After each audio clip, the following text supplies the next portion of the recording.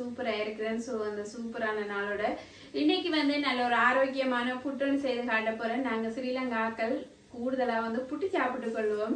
So இப்படின்னு சொன்ன வீக்கில் ஒரு நாள் 2 நாள் நான் இங்கே லண்டனில் வந்து புட்டை சாப்பிட்டு கொள்வோம். ஊரில் காலமாக பின்னீரம்னு சொல்லி புட்டு சாப்பிட்டு கொள்வது.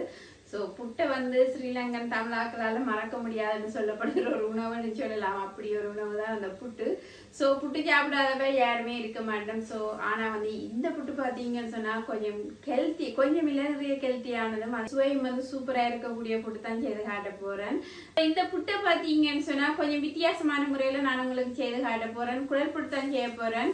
ஸோ எப்படி செய்கிறேன், என்ன மாதிரி செய்கிறேன்னு சொல்லி காணொலிக்கு போய் பார்க்குறதுக்கு முதல் என் சேனல் யாராவது புதுசாக பார்க்குறேன் நீங்களா இருந்தால் பெல் ஐக்கானை நீங்கள் ப்ரெஸ் பண்ணி சப்ஸ்கிரைப் பண்ணி கொடுத்துக்கொள்ளுங்க. அதே மாதிரி உங்களோட ஃப்ரெண்ட்ஸ் அண்ட் ஃபேமிலிக்கு ஷேர் பண்ணிக்கொள்ளுங்க. அதே வந்து இப்படியான புட்டை வந்து வீட்டில் செய்து சாப்பிட்டு கொள்வதற்காக.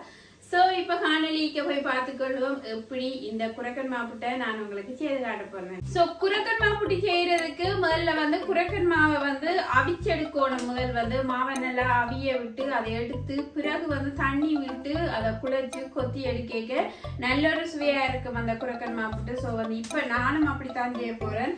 முதல் வந்து குரக்கன் மாவை வந்து எவ்வளவு தேவையோ புட்டுக்கு அவ்வளவு எடுத்துக்கொள்ளணும். இந்த கப்பு பாத்தீங்கன்னு சொன்னா 50 கிராம் மா இருக்குது வந்து.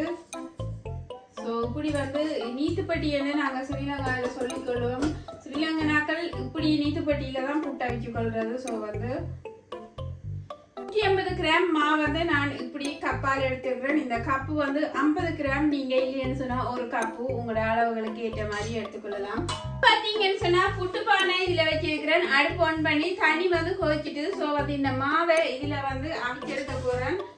பாத்தீங்கன்னு சொன்னா ஆவி பறக்குது. இப்ப வந்து இந்த மாவை வச்சு ஒரு 10 மினிட்ஸ் வந்து அவிச்செடுக்க போறேன். அப்ப நல்ல சாஃப்டா வரும் புட்டு. ஸோ 10 மினிட்ஸால மாவை எடுத்து தண்ணி விட்டு குழைச்சி கொள்வோம். நீங்கன்னு சொன்னா மாவு வந்து அவிஞ்சிடுது. குரக்கன் மாவை இப்படி அவிய வச்சிருந்தேன். ஸோ 10 மினிட்ஸ் ஆயிடுது. இப்ப இந்த மாவை பாத்தீங்கன்னு சொன்னா இதுக்குள்ள நான் கொட்டி கொள்றேன். இது நீங்க அரைக்க செய்யறதுமே தேவையில்லை. மா அவிஞ்சிருந்தா இப்படி வந்து கொஞ்சம் கட்டும் பொழுது கொஞ்சம் இறுக்கமா வரும். ஸோ அதை வந்து அவிஞ்சிருக்கிற பதம். இப்ப இந்த மாவை பாத்தீங்கன்னு சொன்னா இப்படி வந்து இப்படி ஒரு கப்பால வந்து இப்படி நான் வந்து இப்படி அமர்த்தி எல்லாடவும் அந்த கட்டியல் வந்து விழாம வந்து ப்ரெஸ் பண்ணி கொள்றேன். இப்ப வந்து பாத்தீங்கன்னு சொன்னா உங்களுக்கு தெரியுது மா வந்து நல்லா எல்லாம் கட்டி இல்லாமல் இப்படி எல்லாம் வந்து தட்டி விட்டுட்டேன். இப்ப வந்து உப்பு கல்லுப்பு கொஞ்சம் போட்டுக்கொள்றேன்.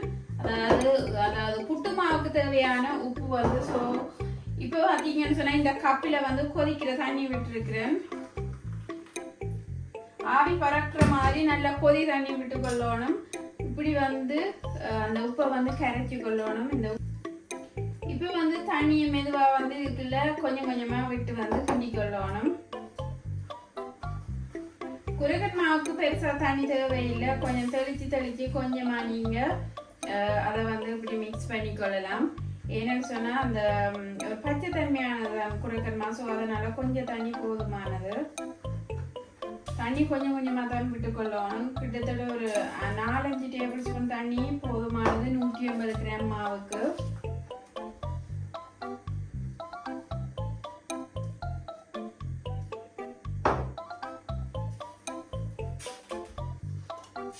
இவ்வளவு தண்ணியும் போதுமானது. உங்களுக்கு பார்க்க தெரியுது எல்லா இடமும் வடிவா வந்து நனைஞ்சு குழப்பட்டிருக்குது. இப்ப வந்து கையால வந்து இப்படி வடிவா இருக்க இப்படி வடிவா இப்படி அமர்த்தி வந்து இப்படி குழைச்சி கொள்ளுங்க. எல்லா மாவும் அந்த தண்ணியில சேர்ற மாதிரி கையால இப்படி அமர்த்தி குழைச்சி கொள்ளணும். புட்டு மாவு இறுக்கி பிசைஞ்சு குழைக்க கூடாது. ஏன்னு சொன்னா அப்படி குழைச்சிங்கன்னு சொன்னா புட்டு வந்து இறுக்கமா இருக்கும். ஸோ ஒரு கட்டியா இருக்கும் அந்த புட்டு. ஸோ அதனால லைட்டா வந்து இப்படி கையால இப்படி வந்து தனிய குரக்கன் மாத்தான், எந்த விதமான மாவும் கலக்கப்படவில்லை. ஸோ தனி குரக்கன் மாவிலேயே ஃப்ரெஷ் மா இது. ஸோ இந்த ஃப்ரெஷ் மாவில் உங்களுக்கு புட்டு செய்து காட்டுறேன். அதே மாதிரி பார்த்தீங்கன்னு சொன்னால் இந்த குரக்கன் மாவுக்கு அதாவது ஸ்ரீலங்காவில் நாங்கள் குரக்கன் மான்னு தான் சொல்லிக்கொள்வோம். ஆனால் இங்கே வந்து நான் கேள்விப்பட்ட முறையில் ராகி மான்னு சொல்லினோம். அதே மாதிரி கேழ்வரகு மான்னு கேழ்வரகுன்னு சொல்கிறது இதை. ஸோ இந்த குரக்கன்மாக்கு நிறைய பேர் இருக்குது. ஆனால் நாங்கள் ஸ்ரீலங்காவில் குரக்கன்மான்னு தான் சொல்லுவோம். நீங்கள் கேழ்வரகுமா இல்லைன்னா ராகிமான்னு சொல்கிறது. ஸோ இப்போ பார்த்தீங்கன்னு சொன்னால் எல்லா இடமுமே இப்படி வந்து இந்த மா வந்து இப்படி தண்ணியெல்லாம் நினைவிட்டுருக்குது. இந்த கப்பின் இந்த வெட்டி கொடுக்கும் இந்த கப்பு இந்த பகுதி வந்து சோறால இப்படி வந்து லைட்டாக வந்து இதை பெருசாக வந்து சேர்த்து வெளியேன்னு சொன்னால் மற்ற மாவல் மாதிரி இந்த மா இல்லை. ஸோ அதனால் இது வந்து சொருன்னு தான் இருக்கும் இந்த குரக்கன்மா. கூடுதலாக வேறு மாவளோட மிக்ஸ் பண்ணி தான் இந்த குரக்கன் மாவை அவிக்கி கொள்றது. ஆனால் நான் வந்து தனியாக குரக்கன் மாவில் உங்களுக்கு புட்டு அவிக்கி காட்டுறேன். ஸோ தனியாக குரக்கன் மாவில் வாழைப்பழத்தோட சாப்பிடக்கு சூப்பரான சுவையில் இருக்கும். ஸோ இப்போ வந்து புட்டு மாவு வந்து ரெடி ஆகிடுது. பார்த்தீங்கன்னு சொன்னால் அப்படி ஒரு மணல் மாதிரி இருக்குது. தனியாக குரக்கன் மாவில் செய்கிறபடியே அது அப்படி இருக்குது.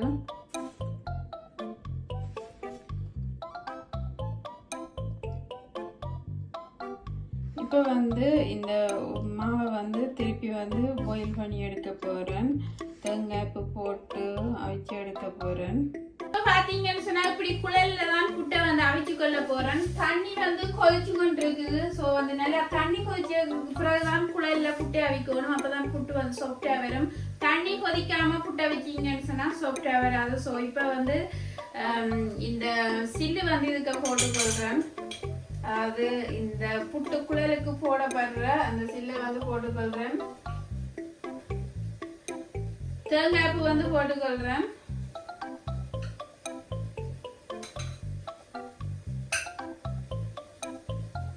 குழல் புட்டுக்கு கொஞ்சம் தேங்காய்ப்பு கூட போட்டாதான் சுவையா இருக்கும். ஸோ அதனால நான் ஒரு 10 டேபிள் ஸ்பூன் அளவில் தேங்காய்ப்பு போட்டிருக்கிறேன்.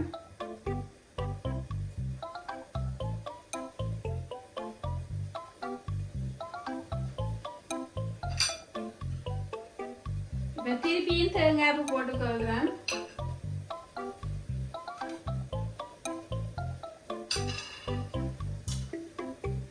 திருப்பியும் வந்து இந்த புட்டு மாவை வந்து இதுக்குள்ள போட்டுக்கொள்கிறேன்.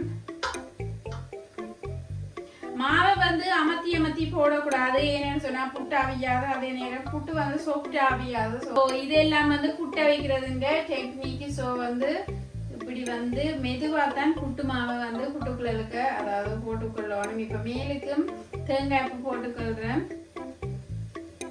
இப்போ வந்து இப்படி மூடி வந்து அவிச்சு கொள்ள போகிறேன். இப்படி ஒரு மூடி இருக்கு இந்த குழலுக்கு. ஸோ வந்து இதை மூடினா தான் அவியும். ஸோ அதனால இப்படி வந்து மூடி அவிச்சு கொள்ள போகிறேன். இப்போ வந்து அவிய அப்படி வச்சிருக்கிறேன். ஒரு கிட்டத்தட்ட ஒரு 3-4 நிமிடங்களுக்குள்ள அவிஞ்சிடும். தண்ணி கொதிச்சா டப்பன் அவிஞ்சிடும். ஸோ 3-4 நிமிடங்களுக்கு பிறகு பார்த்துக்கொள்ளுவோம். இப்போ பார்த்தீங்கன்னு சொன்னா ஆவி வந்து மேலுக்கு வருது. குழல்ல இருந்து ஆவி. ஸோ வந்து புட்டு அவிஞ்சிட்டுதுன்னு சொல்லி அர்த்தம். ஸோ வந்து இப்படி ஆவி வந்துச்சுன்னு சொன்னா புட்டு அவிஞ்சிட்டுது. அதே நேரம் புட்டின் மனமும் வந்து வெளியால வந்து கொண்டிருக்கும். ஸோ வந்து அப்போ வந்து இறக்க வேண்டியதான் புட்டு அவிஞ்சிட்டுதுன்னு சொல்லி பொதுவாக வந்து 3-4 நிமிடங்கள் போதுமானது புட்டு அவிகிறதுக்கு. ஸோ இப்படி வந்து இதை தூக்கி கொள்ள வேணும். பார்த்தீங்கன்னு சொன்னா ஆவி வந்து வருது மேலுக்கு. புட்டு வந்து சூப்பராக இப்படி ஒரு தடியால இல்லைன்னு சொன்னா ஒரு ஸ்பூன் இல்லைன்னு சொன்னா அகப்பேண்ட பின்பகுதியால நீங்க வந்து அந்த புட்டை இப்படி அமர்த்தி பின்பக்கமா வந்து இப்படி தள்ள வேணும். பின்பகுதியை அந்த நாங்க வந்து ஒரு தட்டு மாதிரி போட்டிருந்தோம் தானே. ஸோ அதை வந்து இப்படி தள்ள புட்டு வந்து இப்படி வெளியேறி கொள்ளும். சூப்பரான புட்டு வந்திருக்கு. புட்டை பார்த்தீங்கன்னு சொன்னா இப்படி வந்திருக்குன்னு சும்மா சூப்பரான கலர்ல சாக்லேட் மாதிரி வந்திருக்கு. புட்டு சாப்பிட்டீங்கன்னு சொன்னா எனர்ஜி சும்மா துள்ளி கொண்டு ஓடி வரும். அப்படி ஒரு எனர்ஜியான புட்டு. வாழைப்பழத்தோட சாப்பிடலாம். சூப்பரான சுவையான டேஸ்ட்ல இருக்கக்கூடியது. சூப்பரான புட்டு வந்து செய்து காட்டி இருக்கிறேன். புட்டை பார்த்தீங்கன்னு சொன்னா சாக்லேட் மாதிரி இருக்கு. நல்ல ஒரு ஆரோக்கியமானதும் எனர்ஜியான புட்டும் கூட. இந்த புட்டு சாப்பிட்டவன் நீண்ட காலம் பாடினமன்னு சொல்லப்படுது. ஸோ அப்படியான புட்டு தான் இந்த புட்டு. ஸோ இந்த புட்டை நிறைய அதாவது வெரைட்டிகளோட சாப்பிட்டு கொள்ளலாம். கறியோடையும் சாப்பிட்டு கொள்ளலாம்.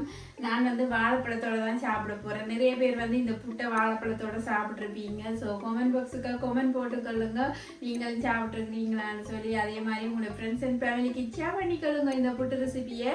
அதே மாதிரி மறந்துவாம பெல் ஐக்கானை டிங்னு ப்ரெஸ் பண்ணி ஒரு சப்ஸ்கிரைப் பண்ண கொடுத்துக்கொள்ளுங்க. ஸோ இன்னும் ஒரு சூப்பரான ரெசிபியோட நான் உங்களை சந்திக்கிறேன். தேங்க்ஸ் ஃபார் வாட்சிங். பாய்.